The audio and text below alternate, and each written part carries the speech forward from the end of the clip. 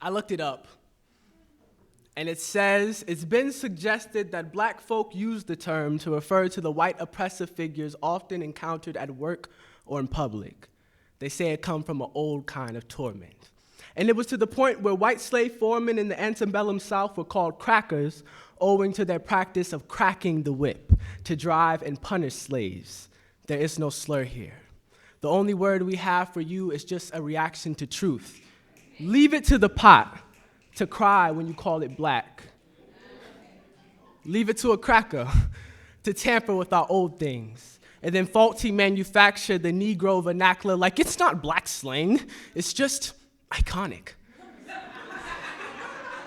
So now you see they've introduced electronic ebonics. You see they tamper with our old things, our used to be po things, our keep but don't show things seem to become the star of the show things when they walk up on it but then leave them high and dry when they decide they don't want it. See, I guess it's too tight or too loose of a concept, a costume, too white in their pursuits to taste fruits. They are truly overjealous, I mean truly overzealous. Their nominate nature is showing, I mean your nominate nature is chronic. I dispel your white spell into vapor and bonded, spit on Shakespeare and your nomenclature with sonnets, because to be honest, fuck him, bro. And I say that in frustration and in hate of his symbol, because it's the way we've been mistaken, breaking black kids' foe if they poetry bust in rhymes and don't resemble. So we have taught to cut down any overgrown roots and leave out any overgrown truths, trying to poke their heads from soil that's been fertilized by the strangest of fruits and leave it to a cracker to defend the coop on colloquialism. Try to have us read out words, but once they start climbing up systemic structures into windows that were thought to be nigger-proof, we get the wigger spooked, like I guess they was expecting you to get into a house other than the big one.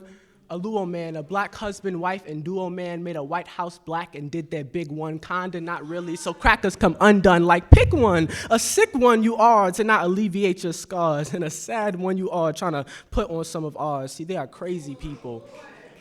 They are crazy people who want to be me, who are reminded of their voids every time they see me beat me in the concrete, knee deep in my neck. Even air for the black man is taxed, and as long as it costs to breathe, it will always cost to grow. When there are people that stump out my grandma's offspring like flower beds with pesticides, like genocide, and stolen minds a perfect crime, trying to make my purpose dine. But here I stay anyway, like a letter from Martin Luther to the CIA. I got legends and Martin Luther who've been getting me straight since '08 when baddies used to pinch my face. I've been a panther, so attracting cougars been in my DNA like a letter.